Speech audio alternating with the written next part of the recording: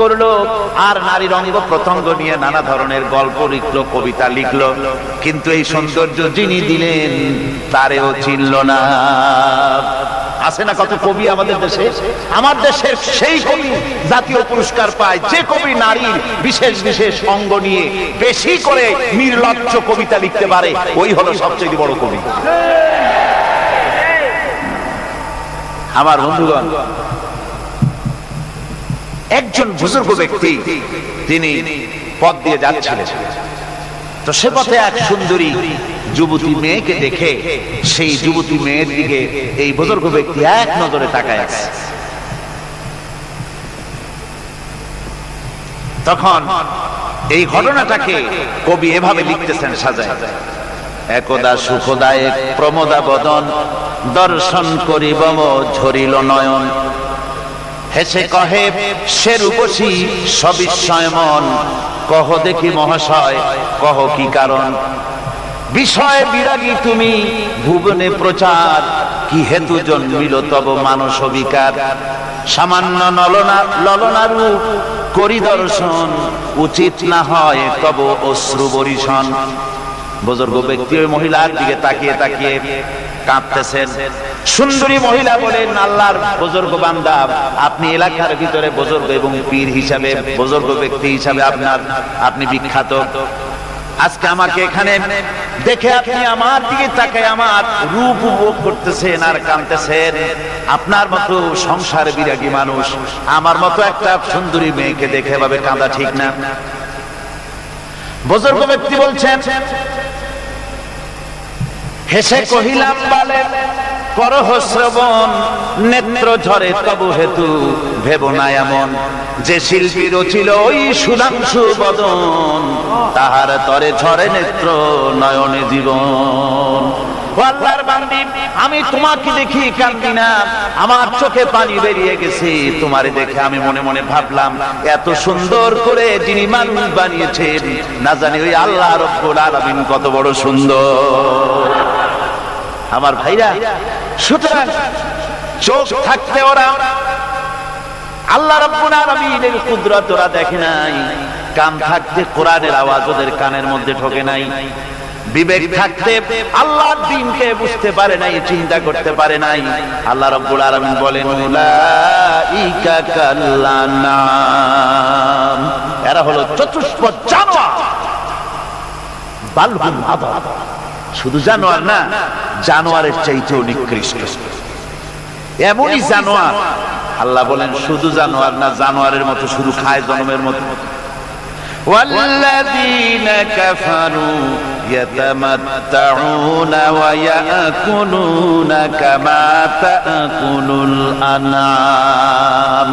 এই কাফেরগুলির কাম শুধু ফুর্তি করা, গান বাজনা, নাটক, গল্প, এই সব কাজ তাদের। নামাজ নাই, রোজা নাই, আল্লাহর চিন্তা নাই, তাহাজ্জুদ নাই, পরহেজগারি নাই, শুধু গান আর নাচ। দেখেন না ফুর্তি। এই যে 1 জানুয়ারি রাত 12টার সময় আমার ঘুম ভেঙে গেল, এই যেখানে আমি ছিলাম, বিকট আওয়াজ। আমি মনে করলাম পাশের বাড়ি বুঝি ডাকাত পড়ছে। পরে বাড়িওয়ালা আমাকে বললেন যে ডাকাত না, বোধহয় এই নিউ ইয়ার সেলিব্রেট হচ্ছে, নতুন বৎসর উদযাপন হচ্ছে বোমা দিয়ে, শহরবাসীর আরামের ঘুম হারাম করে এগুলি করা হচ্ছে। এ তো গেল 1 জানুয়ারি। আর যখন আমাদের নিজেরটা যখন আসে, অর্থাৎ 1 বৈশাখ, তখন দেখছেন অবস্থা 1 বৈশাখে। এবছর আমাদের দেশে 1 বৈশাখে ঢাকায় যে দৃশ্য আমি টিভির মধ্যে দেখলাম, তাতে আমার মনে হয়নি যে 12 কোটি মুসলমানের দেশে রাজধানীতে এই দৃশ্য হচ্ছে। আমার মনে হচ্ছিল এটা বুঝি কলকাতা অথবা অন্য কোনো শহর হবে। আমি দেখলাম সমস্ত যুবক যুবতী, নারী পুরুষ, বিভিন্ন বয়সের লোক সব একসঙ্গে রাস্তায় নেমেছে, নাচতেছে। তার মধ্যে বুদ্ধিজীবী আছে, শিক্ষিত লোক আছে, সমানে নাচতেছে। আর তাদের মুখোশ পরা, বানরের মুখোশ, কুকুরের মুখোশ, শূকরের মুখোশ, ঘোড়ার মুখোশ, পাপী শিয়ালের মুখোশ, এই মুখোশ পরে এভাবে নাচতেছে। আমি চিন্তা করলাম, নববর্ষের সাথে কুত্তার মুখোশের সম্পর্ক কি? নববর্ষের সাথে পাতি শ্রীগালের মুখোশের সম্পর্ক। তাহলে ওরা কি বলতে চায় যে আগামী বছরটা আমরা কুত্তার ভূমিকায় অ্যাক্টিং করব, অথবা শ্রীগালের মতো ধূর্তামি করব জাতির সাথে? তারপরে কি করলো? সকাল বেলায় যুবক যুবতী পয়লা বৈশাখ সূর্য উদয়ের আগে রমনা লেকের পাড়ে গিয়ে সব দাঁড়িয়েছে বাসন্তী রঙের শাড়ি পরে। তারপরে সেখানে দাঁড়িয়ে সূর্য উদয়ের পানে তাকিয়ে সকাল বেলায় ভাবে করজোর করে বলছে, এসো হে নববৈশাখ স্বাগতম হে। নববৈশাখ অলক্ষে বোধহয় এটা শুনে বলতেছে, বাবাজিরা আমারে ডাকতেছো, অপেক্ষা করো আমি আসতেছি। আমারে ডাকতেছো, আমি আসতেছি, কোমরে গামছা বেঁধে আসতেছি, 225 মাইল স্পিডে আসতেছি, 30 ফুট উঁচু জলোচ্ছ্বাস নিয়ে আসতেছি, নববৈশাখের মজা সাত চাকায়। আমার ভাইরা, মুসলমান নববর্ষ উদযাপনের সাথে মুসলমানের কিসের সম্পর্ক? মুসলমান যদি এই দিন উদযাপন করে তাহলে তাকে করতে হবে ফজরের নামাজ পড়বে।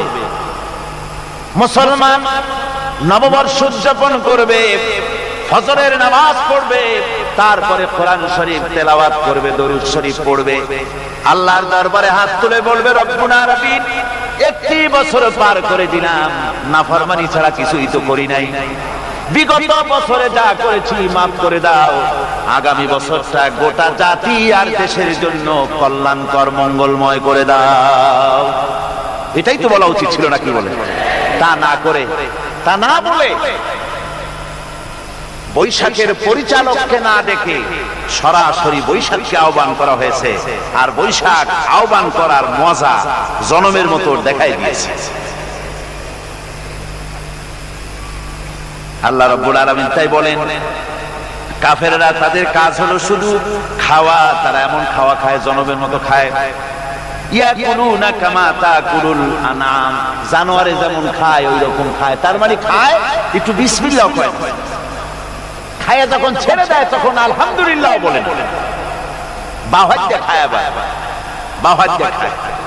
ডাব একটা কাটলো, বিসমিল্লাহ খাইলো, 2-4 ঠোক খাইয়া পুরা ডাবটা ফেলাই দিল। ডাবটা কি তোমার বাদাম তৈরি করছিল নাকি? একটু বিসমিল্লাহ বললা না, একটু শুকরিয়া আদায় করলাম। আমি গত এই ডিসেম্বর গেল, ডিসেম্বরের 16 তারিখ আমেরিকা থেকে এসেছি। ওখানে দেখলাম তারা প্রতি নভেম্বর মাসের শেষ বৃহস্পতিবার থ্যাঙ্কস গিভিং ডে অবজার্ভ করে। তা আমি জিজ্ঞেস করলাম, থ্যাঙ্কস গিভিং ডে জিনিসটা কি? ওরা বললো, এটা হচ্ছে এই যে গড আমাদেরকে সারা বছর ভালো খাওয়াইছে, আমাদেরকে ভালোভাবে পড়াইছে, সুন্দর রেখেছে, এই জন্য আমরা গডকে থ্যাঙ্কস দেই নভেম্বরের এই শেষ দিনটিতে। সারা বছরের ভালো খাইছি, ভালো থাকছি, এই জন্য গভর্নমেন্টকে মানে গডকে থ্যাঙ্কস দিলাম। আমি আমার আলোচনায় সেখানে বললাম যে দেখেন, রাশিয়ার সাথে আমেরিকার পার্থক্য তো এখানে, ওরা গডকে অস্বীকারই করেছে, গডই মানে না। আর এরা গডের নামাজ রোজা বা ইবাদত কিছু করুক আর না করুক, গডের অন্তত একটা ধন্যবাদ দেয়। ওরা ওদের ডলারে লিখেছে, ইন গড উই ট্রাস্ট, প্রত্যেকটা ডলারে লেখা আমরা গডে বিশ্বাস করি। তো শুকর আদায় করলে তো আল্লাহ বাড়িয়ে দিবে। আল্লাহ রাব্বুল আলামিনের সুন্নাত হলো, শুকর যদি কেউ আদায় করে আল্লাহ বাড়িয়ে দেন।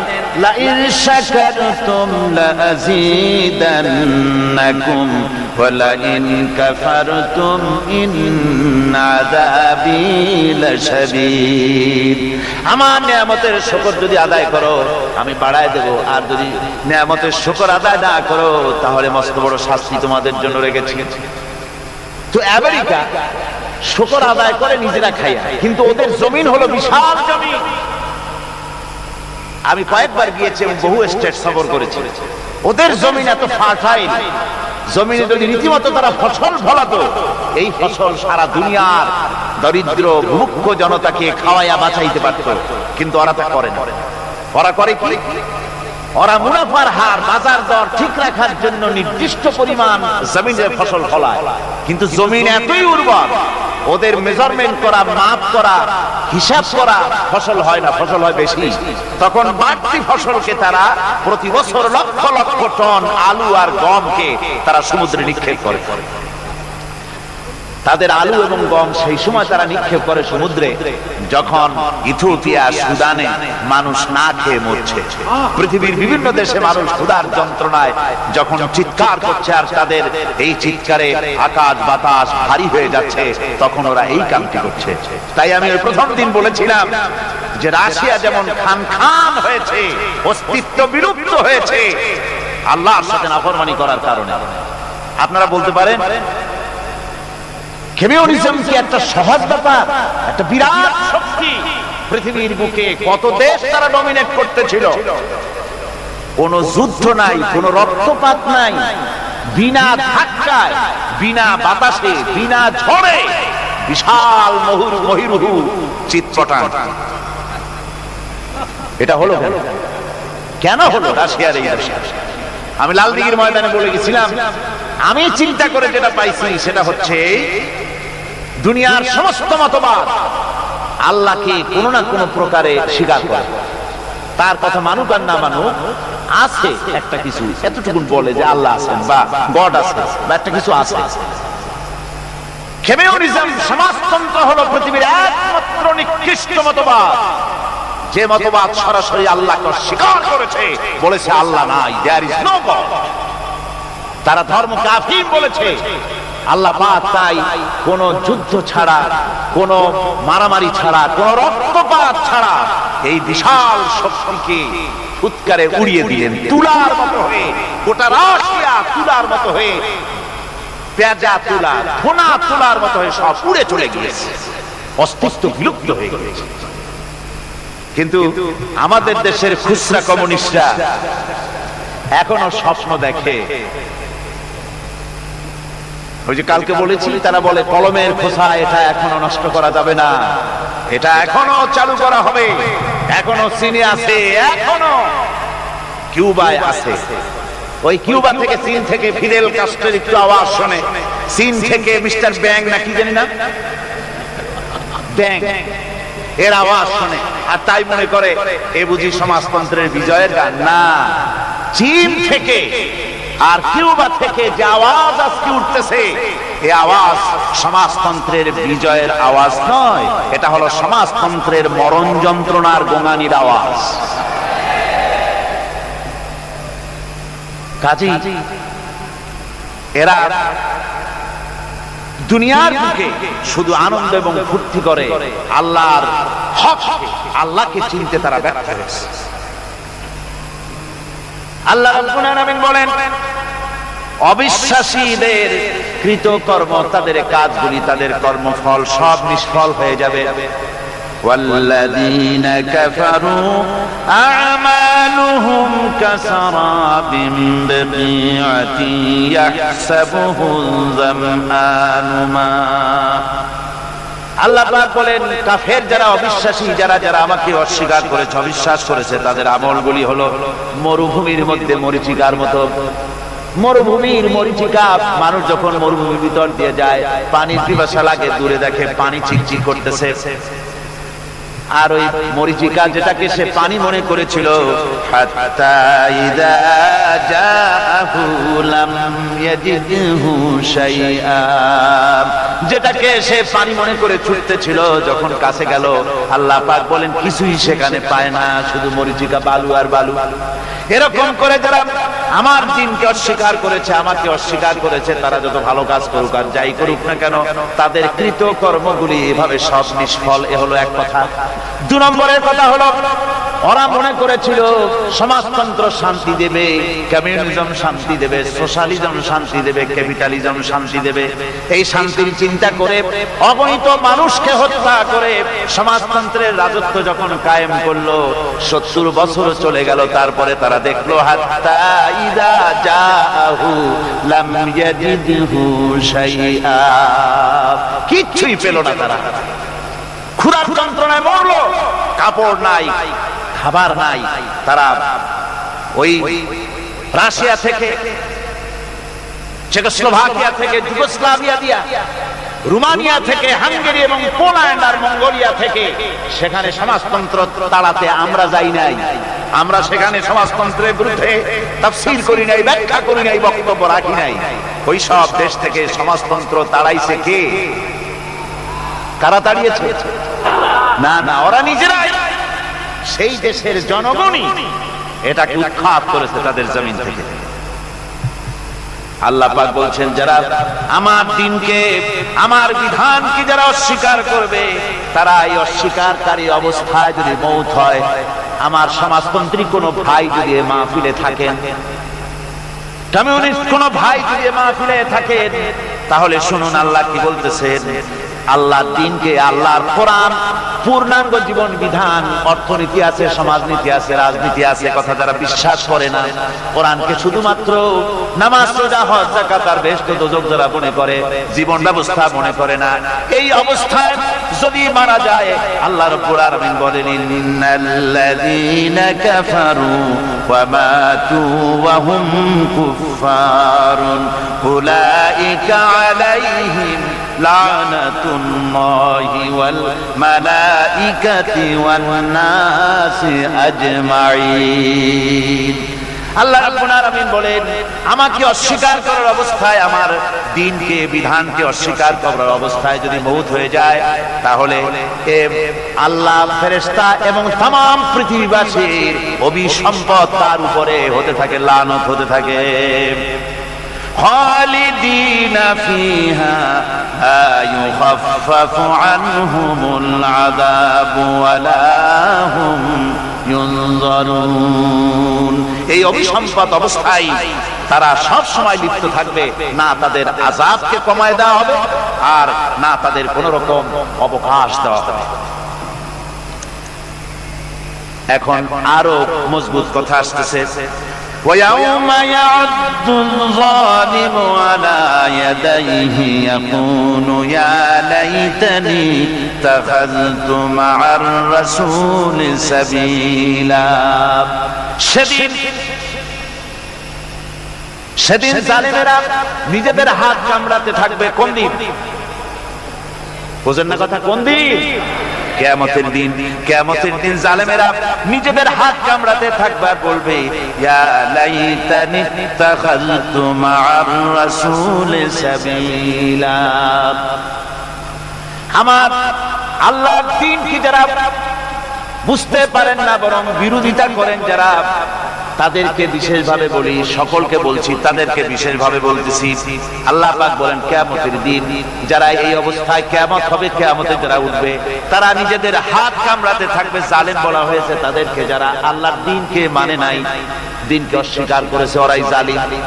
এরা কিয়ামতের দিন নিজের হাত কামড়ে আর বলবে, ইয়া লাইতানি, হায় রে, আমি যদি রাসূলের সঙ্গী হতাম, রাসূলের আইন কানুন যদি মেনে নিতাম, যদি আমি রাসূলের কথা মানতাম, যদি আমি রাসূলের সঙ্গী হতাম, যদি রাসূলের পথ ধরতাম।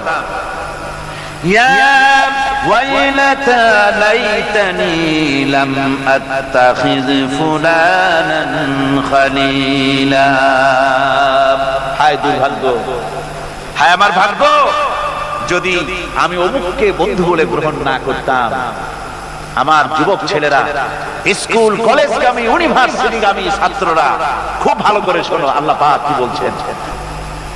কিয়ামতের দিন বলতে থাকবে, হায় রে, যদি আমি যদি অমুককে বন্ধু বলে গ্রহণ না করতাম, কতইটা ভালো হতো। অমুকরে বন্ধু বলে গ্রহণ করেছিলাম, সে করলোটা কি? লাকাদ আদাল্লানি আনিয যিকরি বা'দা ইয জাআনি ওয়া কানা আশ-শাইতানু লিল ইনসানি খাযুলা। এই তো আমাকে প্ররোচিত করেছিল, সেই নসিহত আমাকে মানতে দেয়নি যা আমার কাছে এসেছিল। আমি যে কথাগুলো শুনলাম, কোরআনের কথা, হাদিসের কথা, রাসূলের কথা, এই বন্ধুটা এই আমাকে ফিরায় রাখছে, বলছে যে না, এগুলি মৌলবাদীদের কথা, এগুলো শুনো, কোরআনের কথা, এগুলি কি মানবে, এই জাতীয় কথা বলে আমাকে ফিরায় রেখেছে। এই জন্য আল্লাহর বিধান হচ্ছে, আল্লাহর বিধান অনুযায়ী রাসূলের অনুসরণ যারা করেছে তাদের সঙ্গেই বন্ধুত্ব হওয়া দরকার। অসৎ চরিত্রের বন্ধু হিসেবে কাউকে গ্রহণ করলে পরে পরকালে জাহান্নামে যাওয়া ছাড়া পথ থাকবে না। অসৎ বন্ধুদের সঙ্গে চলাফেরা করার কারণে যারা দ্বীনকে অস্বীকার করেছে, দ্বীন বোঝে নাই, কিয়ামতের দিন যখন জাহান্নামে যাবে, জাহান্নামের ভেতরে এক থাকে শয়তানের সঙ্গে দেখা হয়ে যাবে। কার সাথে দেখা হবে? মিস্টার ইবলিস। এই মিস্টার ইবলিসের সঙ্গে জাহান্নামে দেখা হয়ে যাবে। দেখা হওয়ার সাথে সাথে এরা বলবে, বেটা তুই তো সর্বনাশ করেছিস আমাদের ওয়াসওয়াসা দিয়া। শয়তানের কিন্তু দেখা যায় না, কিন্তু ওখানে দেখে বলবে যে তুমি তো আমার এই সর্বনাশটা করছিস। শয়তানের জবাবে বলবে, وقال الشيطان لما قضي الأمر إن الله وعدكم وعد الحق। চূড়ান্ত ফয়সালা হয়ে যাওয়ার পর শয়তান বলবে, দেখো আল্লাহ ওয়াদা করেছিলেন হক, ওয়াদা তার ওয়াদা ছিল একদম সত্য। ওয়া ওয়া'আদতুকুম ফাখলাফতুকুম, আর আমি একটা ওয়াদা করেছিলাম, আমি তা আজকে খেলাফ করলাম। অর্থাৎ আল্লাহ যে ওয়াদা করেছিলেন সে ওয়াদা ছিল খাঁটি। আল্লাহ ওয়াদা করেছিলেন কিয়ামত হবে, ঈমানদার সেদিন মুক্তি পাবে আর কাফের জাহান্নামে যাবে, একথা আল্লাহ বলেছিলেন। তোমরা আল্লাহর কথা মানো নাই, আমি আমি যা বলেছিলাম, আমার কথা ছিল পরকাল বলে কিছু নাই। ইট, ড্রিঙ্ক এন্ড বি মেরি, খাও আর ফুর্তি করো জনমের মতো। এই বেলা ভাই মদ খেয়ে নাও, কাল নিশীথের ভরসা কই। চাঁদনি জাগিবে যুগ যুগ ধরি, আমরা তো আর রব না সই। ঢালো সুরা সখী, মিটাও পিয়াসা, পাইকারি দরে ঢালো, জনমের মতো খাও। এই কথাগুলি আমি বলেছিলাম। আর আমি বলেছিলাম পরকাল নাই, আখিরাত নাই, জীবন বিধান বলতে এগুলি কিচ্ছু না, এগুলি সব ছেড়ে দাও। এই যে বলছিলাম, আমি আজকে ওয়াদা ভঙ্গ করলাম। وما كان لي عليكم من سلطان, আর আমার কাছে তো কোনো দলিল ছিল না, ক্ষমতাও ছিল না। আল্লাহর কাছে ক্ষমতা ছিল। আলেমরা কথা বলেছে দলিল দিয়ে, রাসূল কথা বলেছেন দলিল দিয়ে, আর আমার কাছে তো কোনো দলিল ছিল না। আমি একটা বলছি, আমার কাজটা কি ছিল? ইল্লা আন দাউতুকুম ফাস্তাজাবতুম লি, আমি তো শুধু একটা কাজ করেছিলাম, ময়দানে দাঁড়াইয়া, মঞ্চের উপরে দাঁড়িয়ে কতগুলি কবুতর উড়ায় দিয়ে বললাম, ভাইয়ের আমার, বোনের আমার। আর এই ডাকের সাথে পাগলের মতো কোনো কিছু বিবেচনা না করে সব আমার পেছনে দৌড়ালে। কেন দৌড়াইছ? আমি তো মারতে করিনি, আমি তো মাথায় লাঠি মারিনি। এজন্য কবি বলতেছেন, क्या हंसी आती है मुझे हजरत इंसान पर, क्या हंसी आती है मुझे हजरत इंसान पर, फेल बद्दू खुद करे लानत करे शैतान पर। মানুষের উপরে তার কিছু কার্য দেখে আমার হাসি আসে, খারাপ কাজ করে নিজে আর বদনাম দেয় শয়তান। শয়তান বলবে, দেখো আমি তো কোনো দলিল টলিল কিছুই দেই নাই, শুধু একটা ডাক দিলাম, আমার পথে আসো, আমি তোমাদের খাইতে দেব, পড়তে দেব, আমার এই পথে আসো, এই বলে দাওয়াত দিলাম, ডাক দিলাম, আর কোন রকম বিবেচনা করা ছাড়াই আমার পিছনে দৌড় দিলে। ফালা তালুমুনি ওয়ালুমু আনফুসাকুম, আজকে আমারে মারামত করো না, আমারে গালাগালি দিল না, দিয়ে কোনো লাভ হবে না। নিজেকে নিজেরা ধিক্কার মারো, নিজের কপালে ঘা দাও আর ধিক্কার মারো। কেন আমার কথা মানছিলা? কোরআনের কথা শোনো নাই কেন? একটু জোরে সরে দরুদ শরীফ পড়েন। সালাতুন ইয়া রাসূলুল্লাহ আলাইকুম, সালামুন ইয়া হাবিবাল্লাহ আলাইকুম। তাড়াতাড়ি করেন। সালাতুন ইয়া রাসূলুল্লাহ, আমিন বলেন। وقال الضعفاء للذين استكبروا إنا كنا لكم تبعا, জাহান্নামের ভিতরে নেতাদের সঙ্গে দেখা হয়ে যাবে। তখন অনুসারীরা বলবে, ও আমার নেতারা, তোমার অনুসরণ করেছিলাম, ইন্না কুন্না লাকুম তাবান, আমরা তো তোমার অনুসারী ছিলাম, যা বলছো তাই শুনেছি। তুমি বলেছো অমুকের বাড়ি আগুন লাগাও, আগুন লাগাইছি। তুমি বলেছো পোস্টার লাগাও, সারা রাত পোস্টার লাগাইছি। তুমি বলেছো বোমা মারো, স্কুল কলেজ ইউনিভার্সিটিতে সমানে বোমা মারিয়া মিনি ক্যান্টনমেন্ট বানায় দিছি, বড় যুদ্ধক্ষেত্র বানায় দিছি। যা কইছো তাই শুনছি। আজকে এই যে জাহান্নামে আসলাম, ফাহাল আনতুম মুগনুনা আন্না মিন আযাবিল্লাহি মিন শাই। ও নেতা, আজকে কি আল্লাহর আযাব থেকে একটু শাস্তিও কি তুমি কমায় দিতে পারো? তোমার কথা মতোই তো চলছি, তোমার কথা শুনেই তো আজকে জাহান্নামে আসলাম। আমার বন্ধুগণ, নেতা তখন বলবে ক্বালু লাউ হাদানাল্লাহু লাহাদাইনাকুম সাওয়াউন আলাইনা আজসিনা আম সাবারনা মা লানা মিন মাহিস। নেতা বলবে, দেখো নেতারা বলবে, আমি যদি হেদায়েত প্রাপ্ত হতাম আল্লাহর কাছ থেকে, তাহলে তোমাদেরকেও অবশ্যই হেদায়েত করতে পারতাম। আমরা নিজেরাই গোমরাহ ছিলাম, কাজে তোমরাও গোমরাহ হয়েছো। আজকে সবর ইখতিয়ার করার, আমাদেরকে গালাগালি করো আর যাই কিছু করো না কেন, আজ তার কোনো উপায় নাই। এই জন্য আমি যারাই রাজনীতি করেন, যারাই ছাত্র আন্দোলন করেন, সকলকেই বলছি, এই দুনিয়ার জীবনে বন্ধু এবং নেতা নির্বাচনে যদি ভুল করে বসেন, তাহলে কিয়ামতের দিন চরম মূল্য দিতে হবে। কি দিতে হবে? চরম মূল্য দিতে হবে কিয়ামতের মাঠে, যদি নেতা নির্বাচন করতে গিয়ে কোন রকম ভুল করে বসেন। কিয়ামতে যেদিন মানুষের সমস্ত কিছু উন্মোচিত হয়ে যাবে, রহস্যের পর্দা যখন সব সরে যাবে, নিজেদের কৃতকর্ম যখন দেখতে পাবে, তখন তারা নিজেদের অপরাধের মূলে দায়ী ব্যক্তিদেরকে পেয়ে যাবে সামনে, আল্লাহর দরবারে অভিযোগ করবে এই দায়ী ব্যক্তিদের। وقالوا ربنا إنا أطعنا سادتنا وكبراءنا فأضلونا السبيلا। তারা ফরিয়াদ করে বলবে, অনুসারীরা ফরিয়াদ করে বলবে, আয় আল্লাহ, আমরা দুনিয়ায় আমাদের এই সমাজপতি আর এই নেতাদের অনুসরণ করেছিলাম, অনুসরণ করে এদের পেছনে আমরা চলেছি, আর এই সমাজপতি আর এই নেতারাই আমাদেরকে তোমার রাস্তা থেকে দূরে সরায় রেখেছে।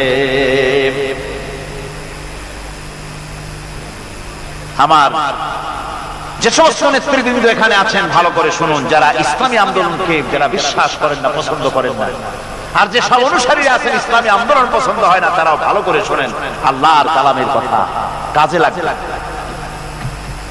অনুসারীরা আল্লাহর দরবারে ফরিয়াদ করবে, রব্বুল আলামিন, এরাই আমাদেরকে গোমরাহ করেছে, তোমার রাস্তা থেকে আমাদেরকে সরায় দিয়েছে।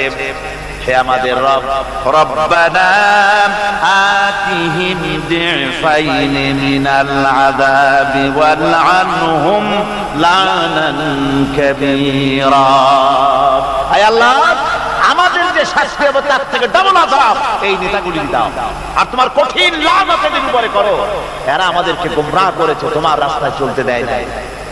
এরা মাঠে ময়দানে বক্তৃতা করেছে, আমরা মিটিং এর আয়োজন করেছি, আসরে রক্ত চলে যায়, মাগরিবে রক্ত চলে যায়, নেতা একবারের জন্য বলে নাই আযান দাও আমরা সবাই নামাজ পড়ি। বলে? জোরে বলেন, বলে? ও অনুসারী ভাইরা, ভালো করে শোনো, ওই নেতা নামাজের জন্য বলে না, চরিত্র তৈরি করার জন্য বলে না, মা বাপের খেদমতের জন্য বলে না, বরং হাতে অস্ত্র তুলে দেয় শিক্ষকদের জনমের মতো শিখাইবার জন্য। সমস্ত কলেজ ইউনিভার্সিটিগুলি সব এখন মিনি ক্যান্টনমেন্ট। ইউনিভার্সিটি সহ প্রায় 180টার মতো শিক্ষা প্রতিষ্ঠান সন্ত্রাসের কারণে বন্ধ। একটা একটা করে একটু একটু খুলতেছে, সব সন্ত্রাসের কারণে। আর এই সন্ত্রাস কারা করছে? কারা অস্ত্র দিতেছে? ছেলেরা, তোমরা বুঝতে পারো নাই, তোমাদের হাতে কলম শোভা পায়, তোমাদের হাতে বই শোভা পায়, তোমাদের হাতের কলম তুলে নিয়ে হাতে যারা স্ট্যান্ড গান তুলে দেয়, তারা তোমাদের বন্ধু নয়, নেতা নয়, বরং তারা তোমাদের জীবনের দুশমন। এগুলি কি ধরে কর? জীবনের দুশমন। ঢাকা বিশ্ববিদ্যালয়, অনেকে গর্ব করে বলেন এটা হলো প্রাচ্যের ওয়াক্স। হতে পারে, ছিল একসময়। এখন সেই প্রাচ্যের অক্সফোর্ড এখন হয়েছে ছোট্ট একটি ক্যান্টনমেন্ট। ওই ইউনিভার্সিটির সামনে দিয়া লোকেরা যাতায়াত করতো, আগে আনন্দে বুক ফুলে উঠতো, আমার শ্রেষ্ঠ বিদ্যাপীঠ, এখানেই আমার লেখাপড়া হয়, কত ছেলে এখান থেকে প্রেসিডেন্ট হয়, প্রধানমন্ত্রী হয়, কত কিছু হয়। আর এখন ওই ইউনিভার্সিটির সামনে দিয়ে যাওয়ার সময় মানুষ যখন যায়, যদি রিকশায় থাকে, রিকশার ড্রাইভারকে বলে বাবা জোরে চালা, বকশিশ দেব। আর যদি পায়ে হাঁটে তো দ্রুত গতিতে দৌড় মারে, আর আয়াতুল কুরসি পড়ে বোতাম খুলে জোরে জোরে বুকে ফু মারে, আর বলে যে আল্লাহ এই ছাত্রদের সঙ্গে যেন দেখা না হয়। আমার ভাইজান আল্লামা হযরত মাওলানা সৈয়দ কামালউদ্দিন জাফরি মাদ্দাজিল্লাহুল আলী আমাকে বলছিলেন যে আসলে কোরআনের আয়াত দিয়ে আমাকে বলছিলেন যে ঢাকা বিশ্ববিদ্যালয় এর চতুর্দিকে একটা বড় প্রাচীর তৈরি করা উচিত, যেমন ইয়াজুজ মাজুজের জন্য প্রাচীর তৈরি করা হয়েছিল। কোরআন শরীফে আছে, ইয়াজুজ মাজুজের জ্বালায় যখন এলাকার লোক টিকতে পারে না, তখন জনগণ বলেছিল ইয়া যাল কারনাইন, আমরা আপনাকে সাহায্য করব, খরচ দেব, সরকারি খরচ আর আমাদের খরচ নিয়ে একটা প্রাচীর করে দেন যে ইয়াজুজ মাজুজরা যেন বাইরে যেতে না পারে। আজকে অবস্থা কি হয়েছে, পুলিশ পর্যন্ত হয়রান, ওদের মার দেখা পুলিশ বাবারে মা কই দৌড় দেয় আরেক দিকে। সুতরাং আজকে কিয়ামতের দিন এই উপায় থাকবে না। আল্লাহ পাক এখানে অনেক সেলুট পাওয়া যাবে, এখানে দেখেন না বাঁচলেও সেলুট, আবার যখন মরার পরে রাষ্ট্রপ্রধান মরছে অথবা তার পাশাপাশি কেউ মরছে, কামানবাহী শকটে করে নিয়ে যায় আর্মিরা লেফট রাইট করতে করতে। কামানবাহী শকট নিয়ে যাও কি ফেরেশতারে ভয় দেখাবার জন্য? এরপরে কবরের মধ্যে তুই আবার তোপ দাগায়, কামান দাগায়, বিরাট বিরাট আওয়াজ করে আর বিরাট করে সেলুট মারে। মেয়েরা তোমরা সেলুট মারতেছো হাত দিয়া, ফেরেশতারা কি দিয়া মারবে তা তো তুমি জানো না। আমরা বহুত দেখছি, কত দেখলাম, ফুলের মালা আর ফাঁসির রশি খুবই পাশাপাশি, বেশি দূরে না। আমার বন্ধুগণ, কোরআনে কারিমে আল্লাহ রাব্বুল আলামিন বলেন এই নেতারা কিয়ামতের দিন অনুসারীরা বলবে, কাফেররা বলবে ফাকালাল্লাযীনা কাফারু রাব্বানা আরিনাল্লাযীনা আযাল্লানা মিনাল জিন্নি ওয়াল ইনস। কাফেররা বলবে, অর্থাৎ মহাসত্যায়ের অমান্যকারীরা তারা বলবে হায় আল্লাহ আমাদের দেখায় দাও জেনেদের ভিতর থেকে আর মানুষের মধ্য থেকে আমাদেরকে গোমরা করলো কারা। নাজআলহুমা তাহতা আকদামিনা লিয়াকুনা মিনাল আসফালিন, আমরা আজকে তাদেরকে পদদলিত করব যাতে তারা নিচে পড়ে থাকে। আমার ভাইয়েরা, এই জন্য আল্লাহ বিরুদ্ধের বন্ধু এবং নেতা নির্বাচন করতে গিয়ে খবরদার ভুল করবেন না।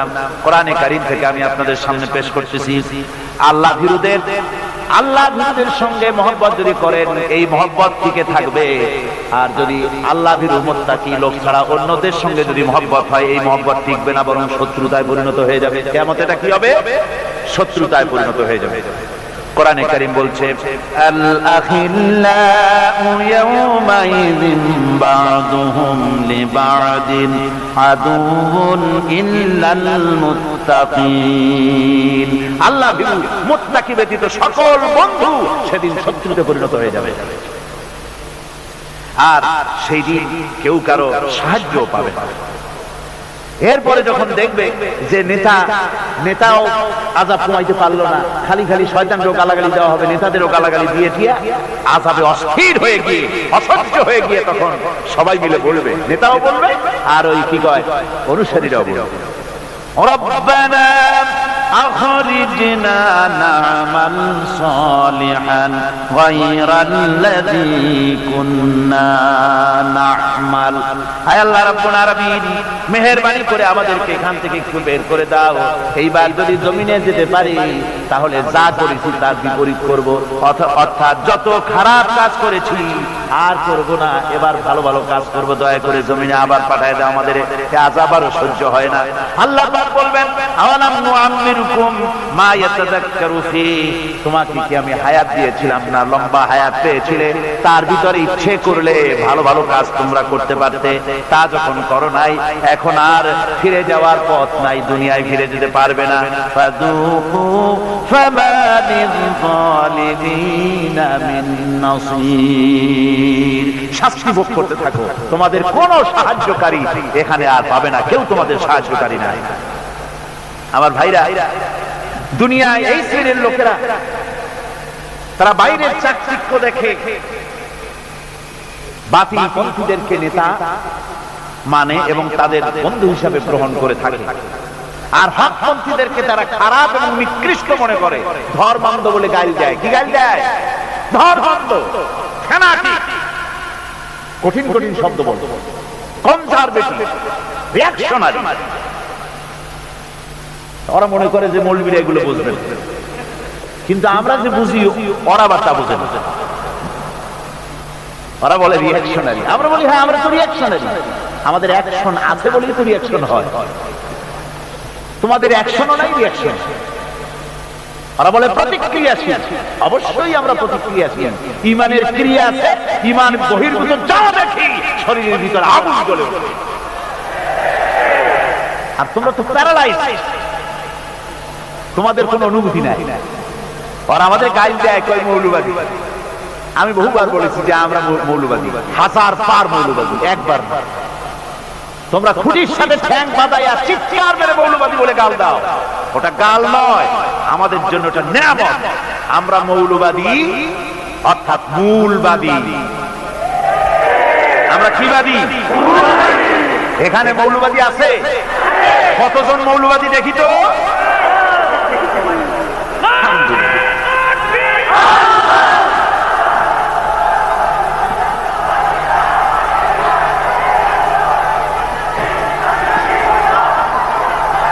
আমার ভাইয়েরা, মৌলবাদী হচ্ছে মূলবাদী। বসেন বসেন বসেন।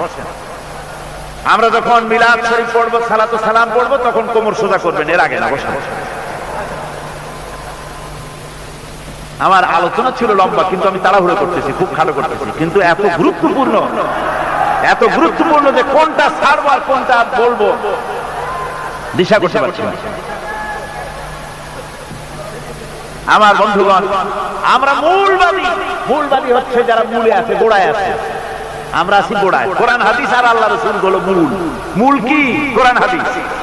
মূল হলো আল্লাহ রাসূল। মূল কি? আমরা সব মূলবাদী, মূলে আছি। আর আমাদের যারা মৌলবাদী বলে, ওরা হলো আগাবাদী। ওরা কি বাদী? আগাবাদী। মূলের জোর বেশি না আগার জোর বেশি? মূলের জোর বেশি। সুতরাং আগায় বসে বেশি নড়াচড়া করে না, চুপচাপ থাকো। বেশি নড়াচড়া করবা, আমরা গোড়া ধরে একটু নাড়া দেবো, ছিটকা গিয়া সেন্ট মার্টিন দিয়ে আরো দূর গিয়া পড়বা। যারা এই সমস্ত দিনদার ইমানদার লোকদেরকে যারা গালি দিল মৌলবাদী বলে, রক্ষণশীল ধর্মান্ধ বলে যারা গালি দিয়েছে, কিয়ামতের দিন তারা নিজেদেরকে তো ভালো মনে করে, আমাদের বলে মৌলবাদী, আর ওরা ভালো ফার্স্ট ক্লাস নাগরিক, নিজেদেরকে খুব সুপার কোয়ালিটি মনে করে। এখন সুপার কোয়ালিটি মনে করিয়া কিয়ামতে যাবে জাহান্নামে। কোথায় যাবে? এই জাহান্নামে গিয়া জাহান্নামের মারাত্মক পরিণতি দেখে তারপরে এদিক ওদিক তাকাবে, যেগুলারে মৌলবাদী বলে গালি দিয়েছিলাম সেগুলো কই? আল্লাহ পাক বলেন, ওয়াকালু মা লানা লা নারা রিজালান কুননা নাউদ্দুহুম মিনাল আশরার। ওরা এদিক ওদিক তাকাবে আর বলবে, যেগুলারে গালি দিছিলাম, নিকৃষ্ট বলতাম, যেগুলাকে ঘৃণা করতাম, সেই লোকগুলা কই? তাদেরকে তো দেখতেছি না। ইত্তাখাযনাহুম সিখরিয়া আম যাগাত আনহুমুল আবসার। আমরা তো দুনিয়ায় তাদেরকে সবসময় ঠাট্টা করতাম, বিদ্রুপ করতাম। এই যে মৌলবাদী গালি, এই তো মোল্লা স্যার, মোল্লা বলে গালি দেয়। হ্যাঁ, নামাজ রোজা করে, কি একটা একেবারে আউটডেটেড, কোনো পদই নেই। এইভাবে গালি দিতাম যেগুলারে, তাদের দেখছি না কেন? ওদের ঠাট্টা করতাম সব সময়। মিয়া সাহেব, এই কথাগুলো কি আমার না কার? আল্লাহর কথা, কত বাস্তব কথা। বলবে যেগুলো এইভাবে ঠাট্টা করতাম, লম্বা জামা গায়ে দেয়, মুখে দাড়ি রাখে, নামাজ পড়ে, ইসলামী আন্দোলন করে, এই জন্য গালি দিতাম, ঠাট্টা করতাম, এগুলো দেখি না কেন? না আমাদের চোখে ভ্রম ঘটছে, দেখি না কেন? ওরা গেল কই? এইভাবে করে তারা জাহান্নামের ভিতরে খুঁজতে থাকবে। পরক্ষণে ক্ষুধা এবং তৃষ্ণায় অস্থির হয়ে গিয়ে তারা বেহেশতের মধ্যে পরিচিত লোকগুলি দেখতে পাবে। ওই যেগুলির গাল দিছিলাম, মন্দ বলতাম, নিকৃষ্ট বলতাম, মৌলবাদী বলতাম, ধর্মান্ধ বলতাম, তাদের তো ওই দেখা যায়। এরপরে জাহান্নামের ভেতরে বসে এই লোকগুলি কি বলবে আল্লাহ পাক কোরআন শরীফে শোনায় দিলেন। ওরা পিপাসায় আর ক্ষুধার যন্ত্রণায় অস্থির হয়ে গিয়ে বলবে, ওয়ানাদা আসহাবুন নারি আসহাবাল জান্নাহ আন আফিদু আলাইনা মিনাল মা আও মিম্মা রাযাকাকুমুল্লাহ। জাহান্নামীরা চিৎকার দিয়ে ডেকে বলবে, ও জান্নাতীরা, আমরা দোজখে পড়ে ক্ষুধার জ্বালায়, পিপাসার জ্বালায় শেষ হয়ে গেলাম। আল্লাহ তোমাদেরকে যে পানি দিয়েছেন, খাবার দিয়েছেন, ওর থেকে একটু খাবার আর একটু পানি আমাদেরকে নিক্ষেপ করো বা ঢেলে দাও। বেহেশতীরা তখন বলবেন, ক্বালু ইন্নাল্লাহা হাররামাহুমা আলাল কাফিরিন। শুনে রাখো, আল্লাহ রাব্বুল আলামিন কাফেরদের জন্য জান্নাতের এক ফোঁটা পানিও হারাম করে দিয়েছে। তোমাদের জন্য আজকে জান্নাতের খাদ্য এবং পানীয় তোমাদের জন্য না, হারাম। এবার বেহেশতীরা বলবে, ওয়ানাদা আসহাবুল জান্নাতি আসহাবান নার।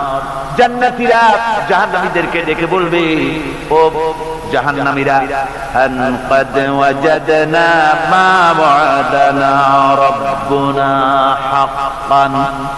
আমরা আল্লাহ পাক যা ওয়াদা করেছিলেন সব ওয়াদা অনুযায়ী পেয়েছি। আল্লাহ বলেছেন দিন কায়েমের জন্য যদি কষ্ট করা লাগে কষ্ট করো। আমরা কষ্ট করেছি, রাত জেগে তাহাজ্জুদের নামাজ পড়েছি, আমরা জিহাদ করেছি, ময়দানে শাহাদাত বরণ করেছি, কত কষ্ট করেছি। আল্লাহ বলেছেন এর নিয়ামত জান্নাত দেব। আল্লাহ তার ওয়াদা অনুযায়ী জান্নাতের নিয়ামত আমাদের দিয়ে দিয়েছেন। ফাহাল ওয়াজাদতুম মা ওয়াদা রাব্বুকুম হাক্কান। ও জাহান্নামীরা, তোমরাও কি আজ তোমাদের প্রতি আল্লাহর যে ওয়াদা ছিল তা ঠিকমতো পেয়েছো কিনা? তোমাদের প্রতি ওয়াদা ছিল আল্লাহর সঙ্গে যদি নাফরমানি করো, ইসলামী আন্দোলনের লোকদের সঙ্গে যদি বিরোধিতা করো, কোরআন যদি অমান্য করো, আল্লাহর বিধানের সঙ্গে যদি উল্টা পাল্টা করো, আর রাসূলের পথ যদি না ধরো, তাহলে জাহান্নামে যাবে। এই যে ওয়াদা ছিল সে ওয়াদা তোমরা পাইছো কিনা ঠিকমতো? ক্বালু নাম। তারা বলবে যে হ্যাঁ পেয়ে গেছি। আজকে তো আর কোনো উপায় নেই। সুতরাং আমার ভাইয়েরা, বন্ধুত্বের প্রশ্নে, নেতা মানার প্রশ্নে আমি দ্বিতীয় দিনে বোধহয় বলছিলাম, নেতা মানবো রাসূলকে, নেতা কারে মানবো? যারা বলেন কারে? আর রাসূলের অনুসরণ করে যারা নেতৃত্ব দেবে তাদেরকে মানবো, অন্য কাউকে নেতা বলে মানবো না।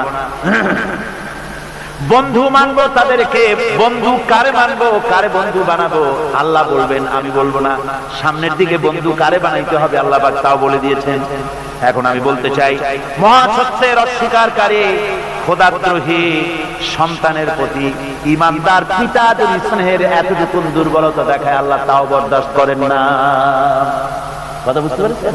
খোদাদ্রোহী সন্তান, ঈমানদার পিতা, তার প্রতি এতটুকু স্নেহ বাৎসল্য আল্লাহ বরদাস্ত করেন। যেমন যেমন এই জন্য ইসলামে রক্তের সম্পর্ক গৌণ, আর আদর্শের প্রশ্ন হচ্ছে মুখ্য। আদর্শ সবচেয়ে বড়। আপনার ছেলে হতে পারে, কিন্তু আল্লাহর আইনের অবাধ্য হলে সেই ছেলের সঙ্গে স্নেহের সম্পর্ক থাকতে। হযরত আবু বকর সিদ্দিক রাদিয়াল্লাহু তাআলা আনহু বদরের জিহাদের পরে যখন ফিরে এসেছেন, ছেলে আব্দুল্লাহ তখনও কাফের ছিলেন। হযরত আবু বকরকে বলছেন, আব্বাজান, বদরের মাঠে জিহাদের মধ্যে যুদ্ধের ময়দানে কয়েকবার আপনাকে পাইছিলাম তরবারির সামনে, কিন্তু আপনি আমার সম্মানিত পিতা, আমি আপনাকে কিছুই বলি নাই। হযরত আবু বকর বলেন, আমার ছেলে বদরের মাঠে তোমার তরবারির সামনে কয়েকবার আমাকে পেয়েছো, কিছু বলো নাই। আমি আল্লাহর নামে কসম করে বলি, ওই বদরের মাঠে তুমি যদি আবু বকরের চোখের সামনে একবারও পড়ে যেতে, আবু বকরের তরবারি তোমাকে ক্ষমা করে দিত না। যেহেতু আমি মুসলমান আর তুমি কাফের, তোমার সাথে স্নেহের সম্পর্ক হবে তখন যখন তুমি ইসলামের পূর্ণ অনুসারী হবে, আদর্শের অনুসারী হবে।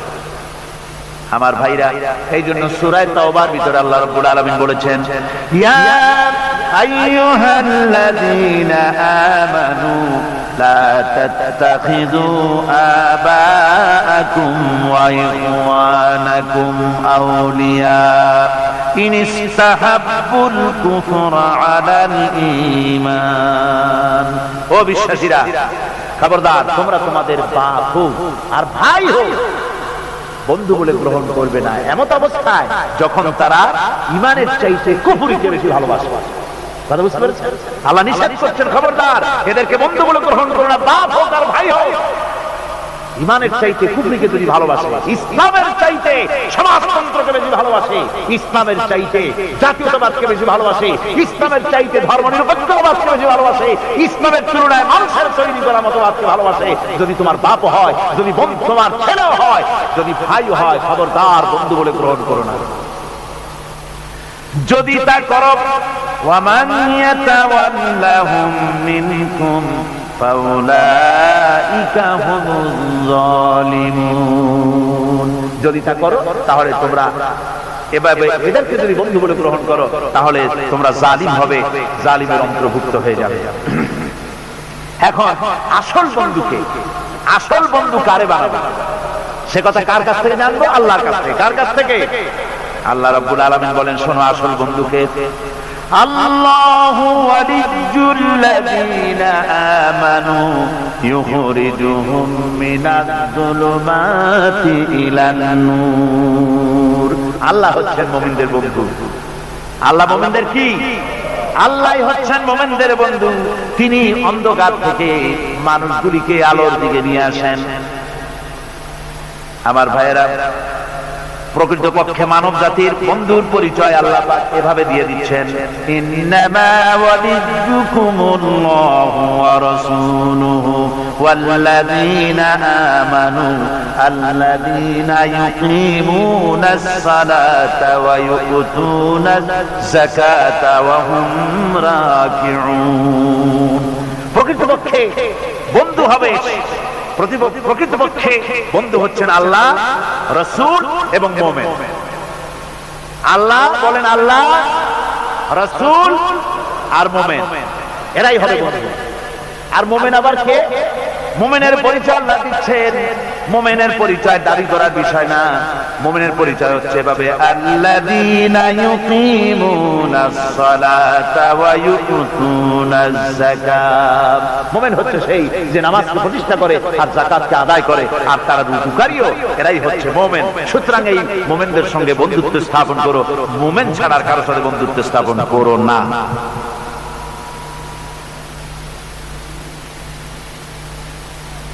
আল্লাহ পাক এবার বলছেন কিয়ামতের দিন, ওয়াকালার রাসূলু ইয়া রাব্বি ইন্না কওমি ইত্তাখাযু হাযাল কুরআনা মাহজুরা। কিয়ামতের দিন আল্লাহর হাবিব তিনি মামলা দায়ের করবেন। চিন্তা করেন, কিয়ামতের দিন আল্লাহর কোর্টে, কার কোর্ট? আল্লাহর কোর্টে মামলা দায়ের করবেন কে? কে করবেন? রাসূল পাক সাল্লাল্লাহু আলাইহি ওয়াসাল্লাম। তার নামে দরুদ পড়েন, সাল্লাল্লাহু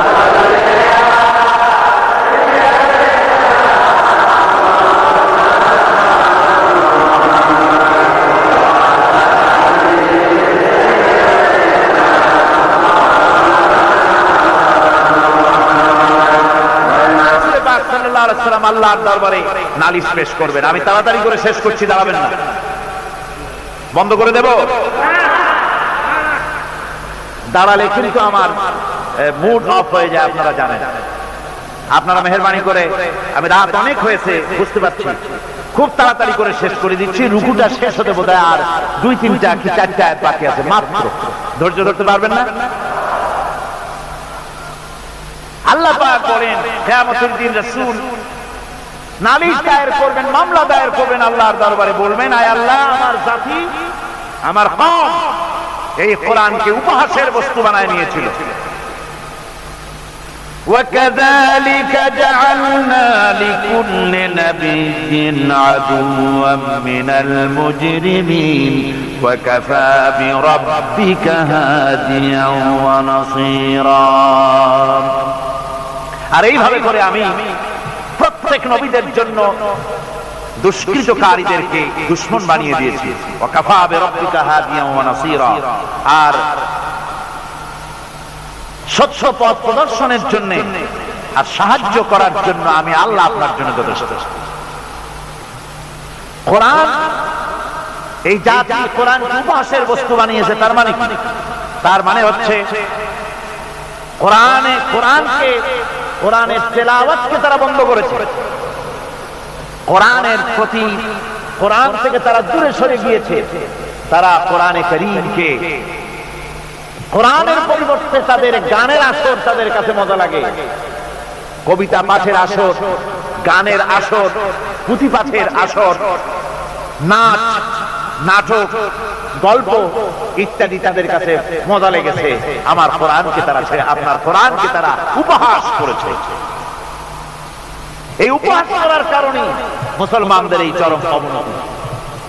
আল্লামা ইকবাল বলেছেন, वो जमाना में मुअज़्ज़ज़ थे मुसलमान होकर और तुम मुखार बने हो तारिके कुरआन होकर। সে যুগের মানুষেরা কোরআনকে সম্মান করে দুনিয়ার বুকে মর্যাদা তারা পেয়েছিলেন, আর আজকে কোরআনকে, অমক কোরআনকে না মেনে কোরআন থেকে দূরে সরে গিয়ে মানুষেরা আজ চরমভাবে জিল্লতির মধ্যে পড়ে গিয়েছে। কাজেই আল্লাহ রাব্বুল আলামিনের নবী কিয়ামতের দিন মামলা দায়ের করবেন, বড় মুশকিল হয়ে যাবে মুসলমানদের জন্য, বিপদে পড়ে যেতে হবে। সেজন্য রসুল যে মামলা দায়ের করবেন, ওই মামলায় যেন আমরা আসামি না হয়ে যাই, তার জন্য আমাদের দায়িত্ব হলো কোরআন পড়তে হবে, কোরআন বুঝতে হবে, আর কোরআন অনুযায়ী নিজেদের জীবনকে পরিচালিত করতে হবে।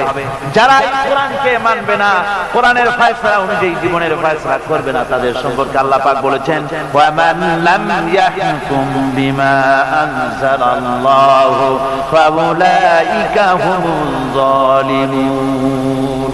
যারা এই কোরআন দিয়ে, এই বিধান দিয়ে বিচার ফয়সালা করে না, তারা জালিম, তারা জালিম, তারা কাফের, তারা ফাসিক, যারা নাকি কোরআন দিয়ে বিচার ফয়সালা করে না।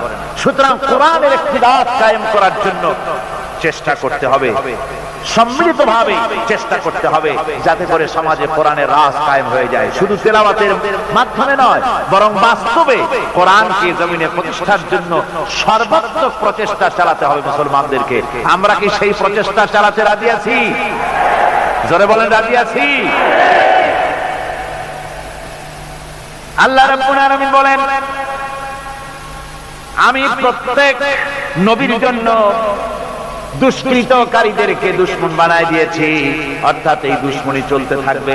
হঠাৎ করে ফেরেশতারা এসে জমিনে দিন কায়েম করে দিয়ে যাবেন, এজন্য সংগ্রাম করতে হবে, এজন্য কষ্ট করতে হবে।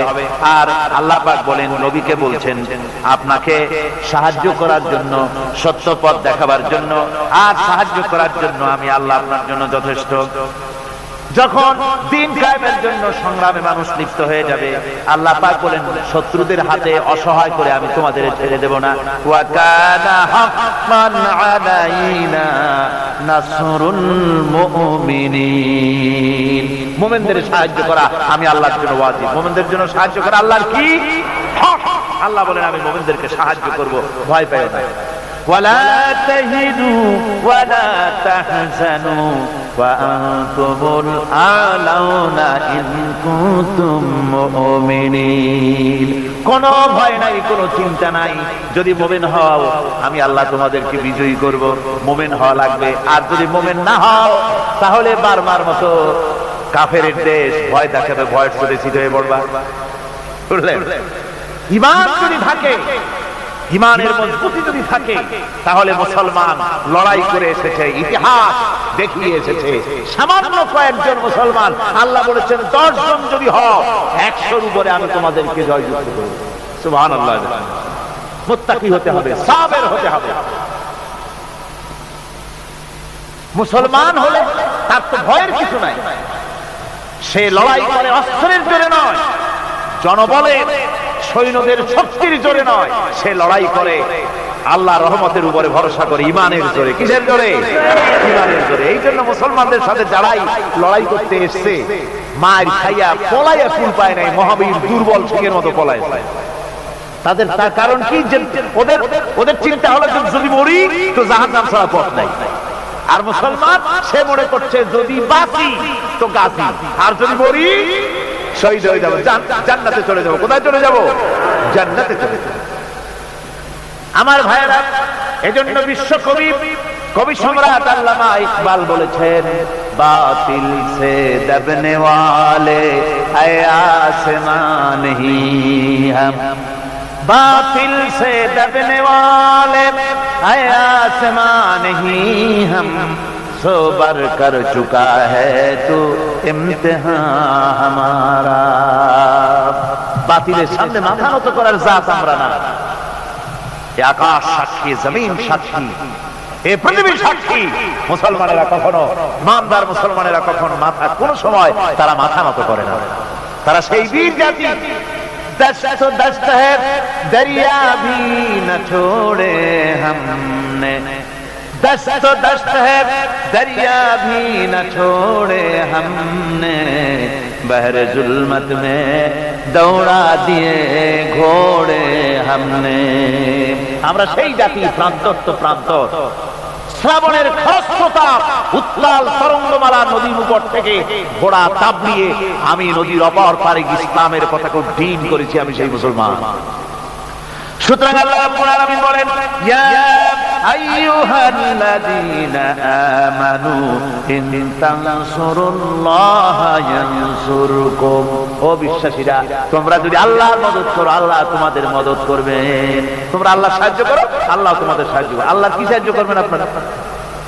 আল্লাহ ধান কম হয়েছে না চাউল কম হয়েছে? কি সাহায্য করবেন? আল্লাহর সাহায্য মানে ইসলামের সাহায্য। আপনি যদি ইসলামের সাহায্য করেন, আল্লাহ রাব্বুল আলামিন আপনাকে সাহায্য করবেন। আর সাহায্য এমন ভাবে করবেন, ইতিহাসে বহু কথা আছে, আমি সংক্ষেপ করে দিচ্ছি। বদরের প্রান্তরে মাত্র কয়জন মুসলমান, আল্লাহ পাক তাদেরকে কিভাবে জিতালেন।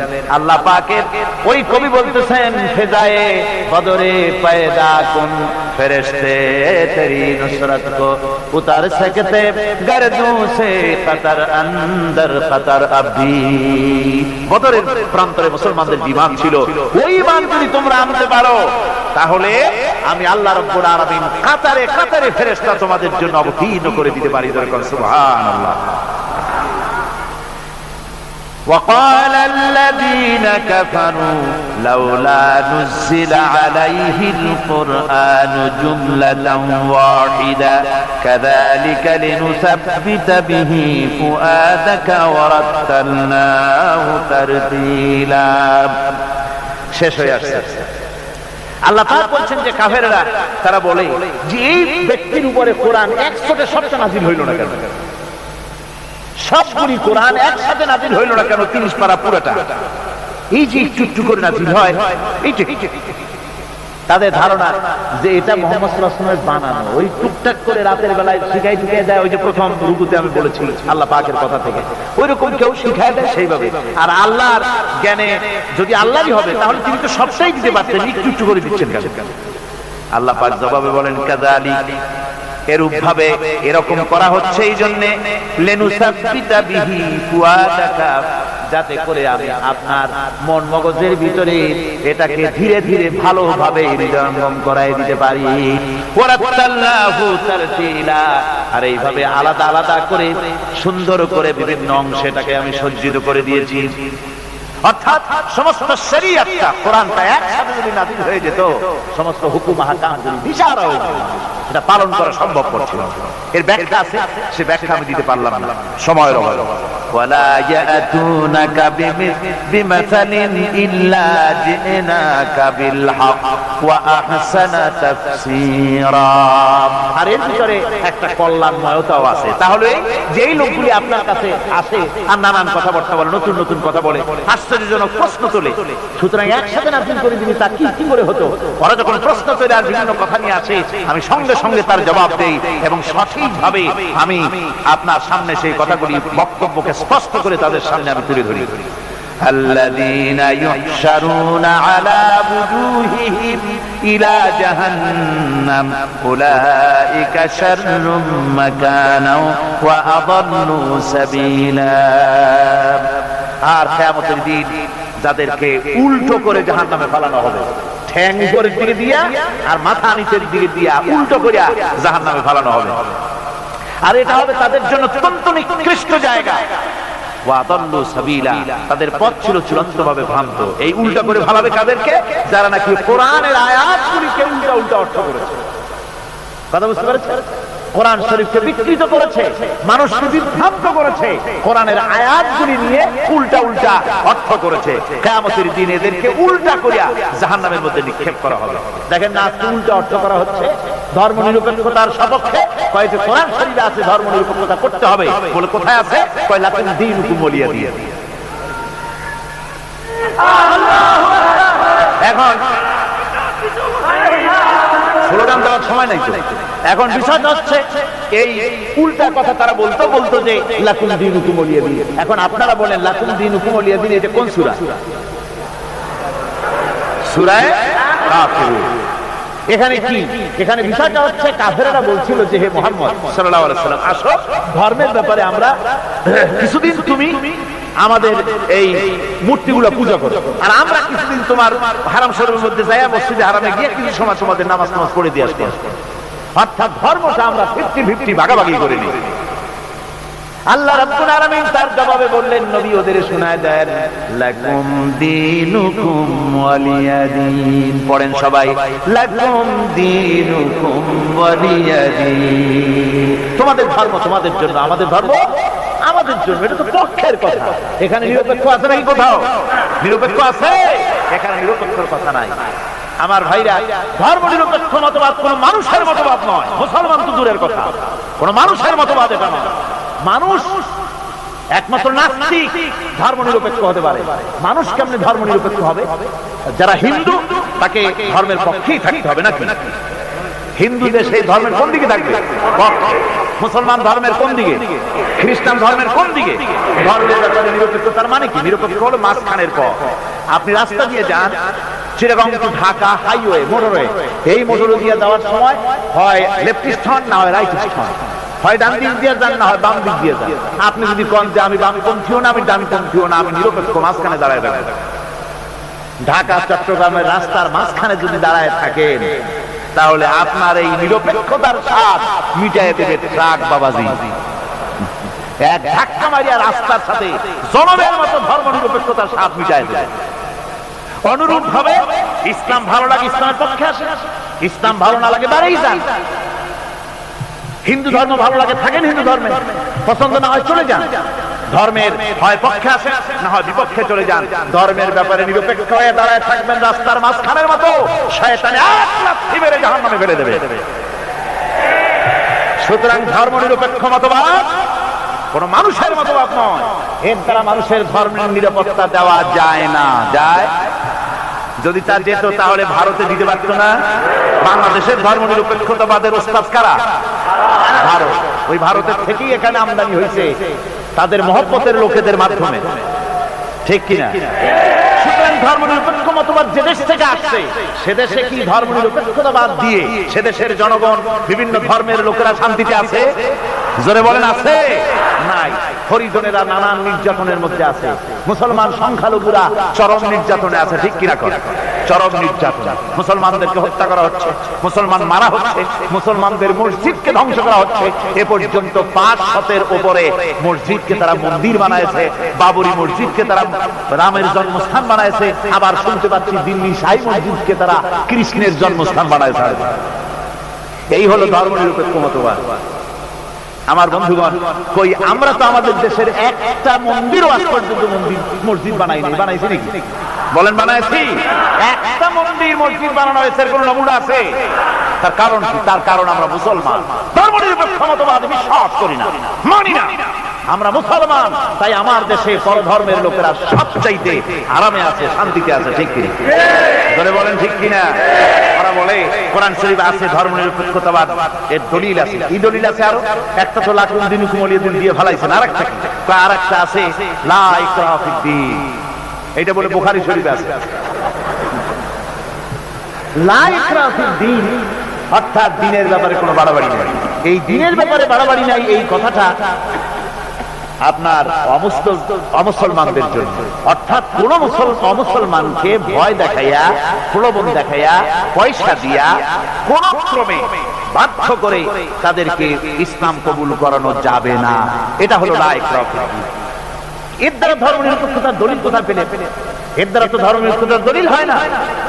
মুসলমান যে ব্যক্তি, তাকে ধর্ম মানতেই হবে। আপনি কথা বলতে পারবেন না ধর্ম আমার নিজের ব্যাপার, ইচ্ছা মানবো না হয় না মানবো। এই কি কয়, নামাজ ইচ্ছা পড়বো না হয় না পড়বো, পর্দা ইচ্ছা করবো না হয় না করবো। বাবাজি, এটা মামু বাড়ির বারান্দা না যে আপনি সবজি গলা চাপাবেন সেখানে বসে। মুসলমান যখন হয়েছে, নামাজ করতেই হবে, পর্দা করতেই হবে, দ্বীন প্রতিষ্ঠা করতেই হবে।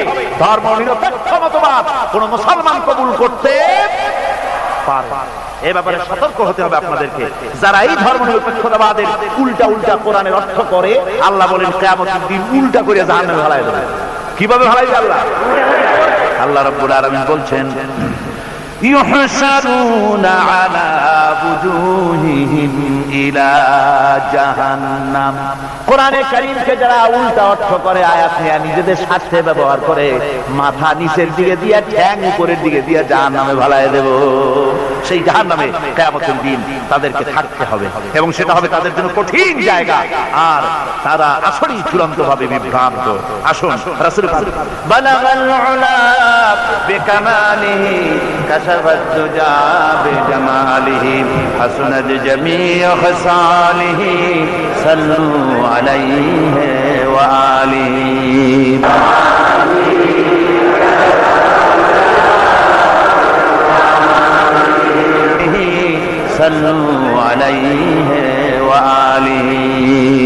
আজকে একটা সুখবর আছে আপনাদের জন্য। আজকে একজন মহিলা সহ 4 জন, মোট 5 জন অমুসলিম ইসলাম কবুল করতে এসেছেন।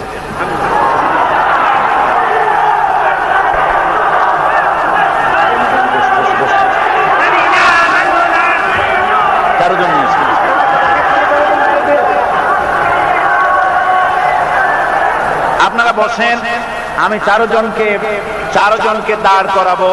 মোট 5 জন, তো কথা বলবেন না। মোট 5 জন। একজন মহিলা পর্দার আড়ালে থেকে তিনি মুসলমান হবেন, আর বাকি 4 জন পুরুষকে আমি দাঁড় করিয়ে আপনাদেরকে দেখাবো। আপনারা নিজেরা দাঁড়াবেন না, সবাই বসেন। এনাদের পরিচয় আমি দিচ্ছি। একজনের নাম হচ্ছে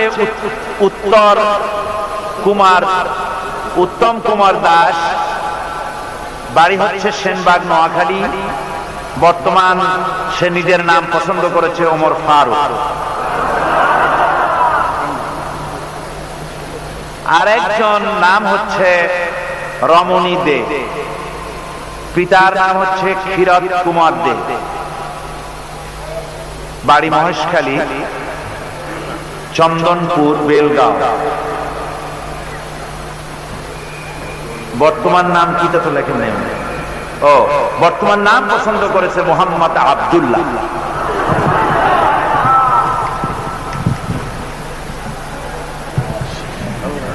আর একজন হচ্ছেন খ্রিস্টান, তার নাম হচ্ছে জোহন রোমিও রডারিক্স, বাড়ি নোয়াখালী। বর্তমান নাম তিনি পছন্দ করেছেন মোহাম্মদ আজিজুল হক। আর একজন পূর্বের নাম হচ্ছে পান্নালাল রায়, বক্তারহাট, সন্দ্বীপ। বর্তমান নাম পছন্দ করেছেন ওমর ফারুক। আর মহিলা যিনি, তার পুরাতন নাম রীতা চাকমা, পিতা শুভ বিহারী চাকমা, রাঙ্গামাটি। বর্তমান নাম তিনি পছন্দ করেছেন সেলিনা আক্তার। যিনি যে মহিলা ইসলাম কবুল করবেন তিনি আমাদের সাথে সাথে এখানে আমরা যা পড়ব এটা আপনি উচ্চারণ করবেন আমাদের সাথে সাথে। মহিলা ক্যাম্পে তিনি আছেন, ওখানে বসে আপনি উচ্চারণ করবেন আর আপনারা দাঁড়ান।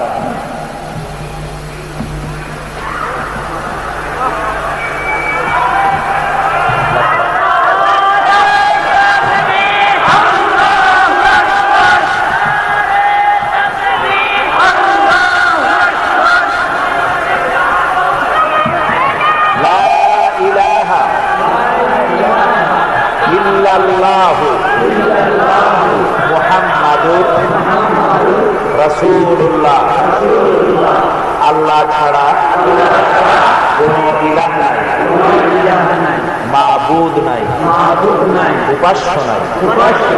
মুহাম্মদ সাল্লাল্লাহু আলাইহি ওয়াসাল্লাম আল্লাহর প্রেরিত রাসূল। আশহাদু আল্লা ইলাহা ইল্লাল্লাহু ওয়াহদাহু লা শারীকা লাহু ওয়া আশহাদু আন্না মুহাম্মাদান আবদুহু ওয়া রাসূলুহু। আমি সাক্ষ্য দিচ্ছি আল্লাহ ছাড়া কোনো ইলাহ নাই, উপাস্য নাই, মাবুদ নাই। তিনি এক, একক, নিরঙ্কুশ, তার কোনো অংশীদার নাই। আমি আরো সাক্ষ্য দিচ্ছি মুহাম্মদ সাল্লাল্লাহু আলাইহি ওয়াসাল্লাম আল্লাহর প্রেরিত রাসূল।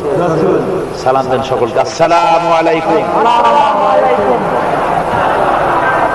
আমি এখন, ওনারা তো এক মুহূর্ত আগেও মুশরিক ছিলেন, এক মুহূর্ত আগ পর্যন্ত মুশরিক ছিলেন, এখন ওনারা আমাদের দ্বীনি ভাই। ওনাদের সঙ্গে আমাদের সম্পর্ক কি? ওনারা আমাদের দ্বীনি ভাই। সুতরাং ইসলামের এই অঙ্গনে, এই পবিত্র অঙ্গনে ওনারা প্রবেশ করলেন। ওনাদের জীবনে শিরক এবং যত রকমের গুনাহ করেছেন, রাসূল পাক সাল্লাল্লাহু আলাইহি ওয়াসাল্লাম বলেছেন যে কলেমা পড়ার সাথে সাথে জীবনের সমস্ত গুনাহ খাতাকে আল্লাহ পাক মাফ করে দিয়েছেন। একটা বাচ্চা তার মায়ের পেট থেকে যেমন মাসুম হয়ে পৃথিবীতে আগমন করে, নিষ্পাপ বেগুনাহ মাসুম হয়ে যেমন আসে, এই চারটি লোক আর ঘরের ভেতরে আমাদের যে বোন ইসলাম কবুল করলেন, এনারা নবজাতক সন্তানের মতো বেগুনাহ এবং মাসুম আল্লাহ পাক এখন করে দিয়েছেন। আমি এখন এই বিশাল জনতার পক্ষ থেকে এই মাসুম আল্লাহর বান্দাদেরকে, ইসলামে ওনারা নতুন এসেছেন তাই আলিঙ্গন করে ওনাদেরকে সম্মানিত করছি।